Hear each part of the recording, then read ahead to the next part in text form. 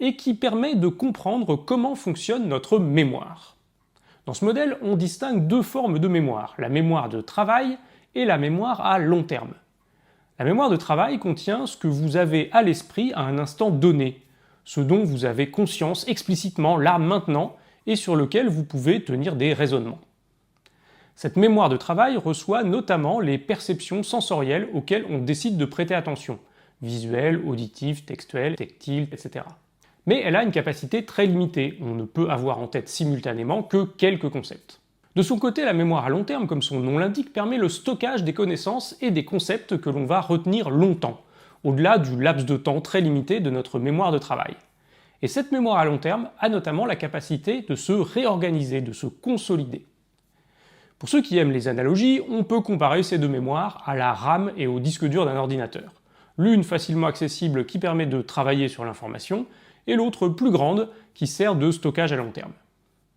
Entre ces deux types de mémoire, il existe deux opérations. L'encodage, qui permet le transfert d'informations de la mémoire de travail vers la mémoire à long terme, et la récupération qui fait l'inverse, qui vient charger dans votre mémoire de travail des connaissances qui avaient été stockées dans votre mémoire à long terme.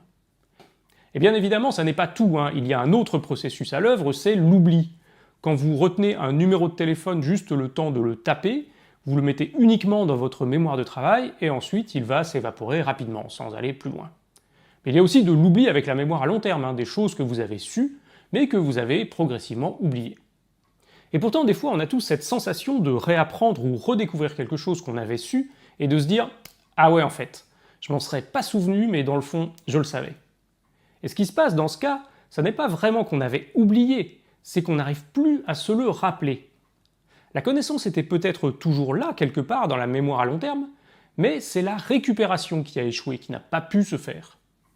Une façon de se représenter ce qui se passe, c'est que quand vous stockez quelque chose dans votre mémoire à long terme, l'information va s'y loger avec des petites accroches, des petites poignées qui vont permettre la récupération. C'est ce qu'on appelle des indices ou des amorces de récupération. Et bien souvent, avec la mémoire à long terme, ce qu'on appelle l'oubli, c'est en fait la perte progressive de ces amorces de récupération. La connaissance est là, mais impossible de la récupérer, de l'attraper pour la charger dans votre mémoire de travail.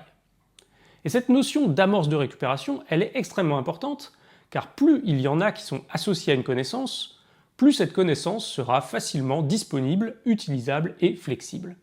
Et ça, c'est très important dans les tâches cognitives comme la résolution de problèmes ou la créativité. Bien mémoriser avec beaucoup d'amorces, ça permet de sortir les bonnes connaissances au bon moment et parfois d'une façon originale et créative. Autre élément important sur le fonctionnement de la mémoire à long terme, elle ne stocke pas que des connaissances factuelles brutes, comme une date ou une formule.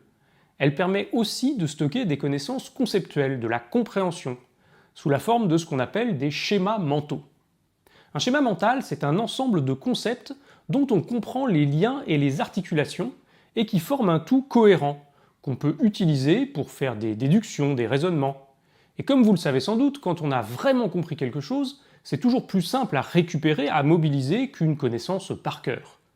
Que l'on parle d'une formule ou d'un fait historique, il est toujours plus simple de s'en souvenir avec précision si l'on a compris le rôle qu'ils jouent dans le contexte, s'ils font partie d'un schéma mental cohérent plus global.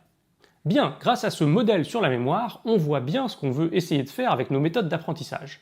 Encoder efficacement, favoriser la consolidation dans la mémoire à long terme, mémoriser des connaissances conceptuelles sous la forme de schémas mentaux, et améliorer la récupération grâce à des amorces qui rendent nos connaissances disponibles et mobilisables. Mais avant d'aller plus loin et d'expliquer comment on peut faire tout ça, je voudrais tordre le cou à un des mythes les plus tenaces qui existent en matière d'apprentissage, celui des styles d'apprentissage.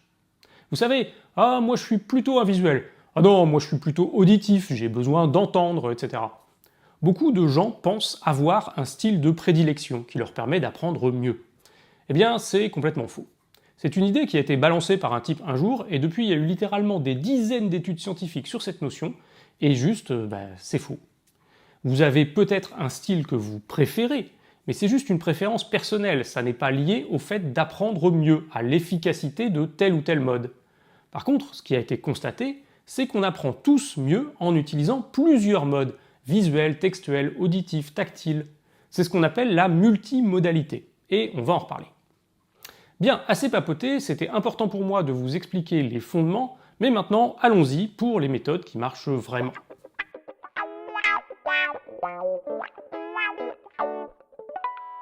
Une chose